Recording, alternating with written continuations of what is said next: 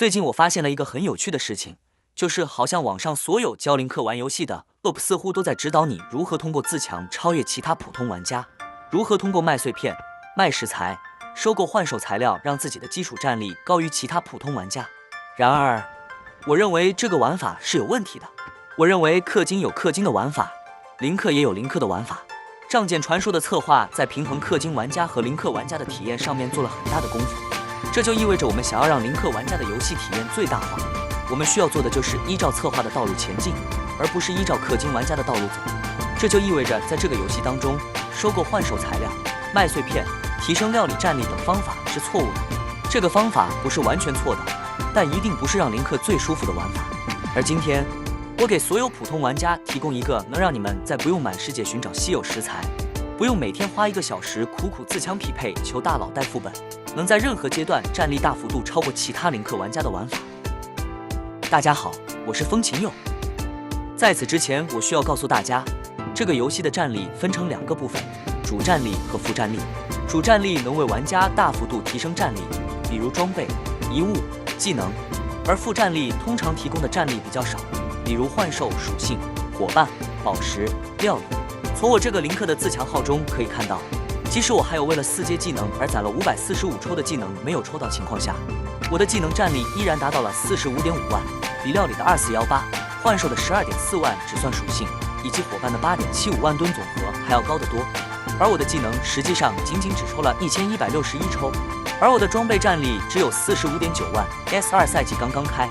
这是因为我自强无法打到 S， 同时我也无法携带翻倍和升华的工资装，不然只能打到 B， 这可能是大部分自强玩家的状况。可能 S1 赛季的黄泉都开了，他们还无法通过自强达到225万战力的门槛，只能苦苦匹配，或者等待公平的大佬带，亦或者是期待匹配到一个高战大佬。毕竟只有自强的玩家才知道现在匹配的环境是如何的，全都是工资装的玩家和你一样在盼望能遇到大佬，要么就是3个骑士或者3个贤者之类。那如果我们换个思维，以牺牲上面我说的副战力来大幅度提升自己的主战力，是否能获得更好的玩法？大家其实都知道，换售材料、料理材料等东西在交易行是很抢手的，因为这些是大佬提升自己基础战力的一个很重要的途径。那么其实我们普通玩家完完全全可以去找一个属于自己的大佬，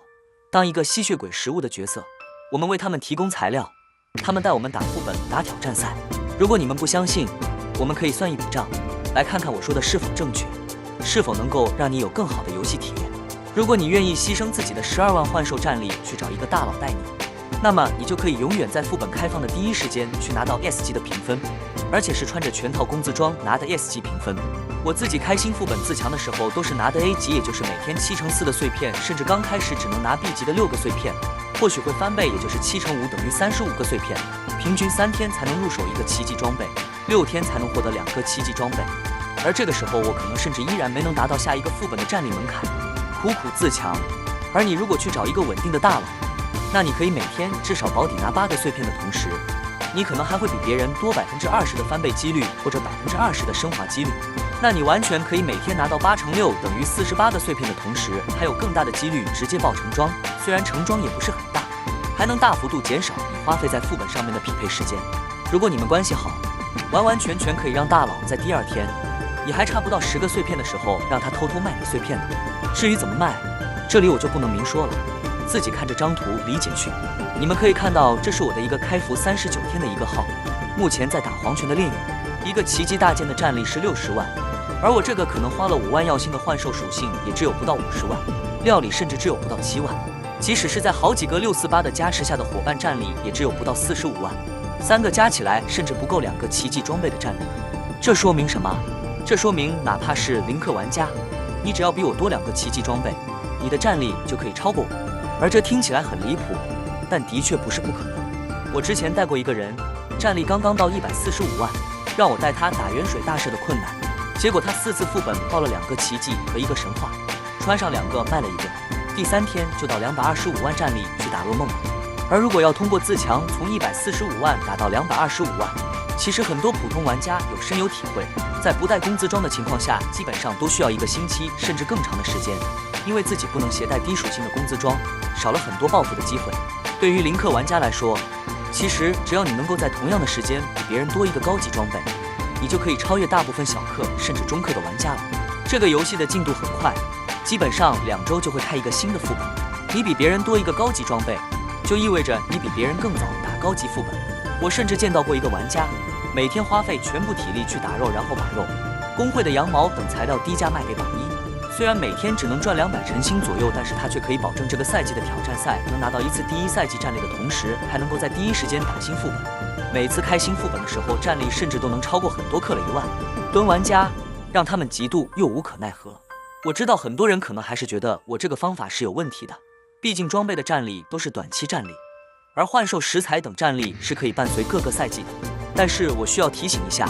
这个游戏每个新副本的装备都是以指数增长的。可能上一个副本的战力只有27万，但是下一个副本的装备战力就立马上升到了60万，战力直接翻200%。现在你再对比一下榜一的料理战力和伙伴战力，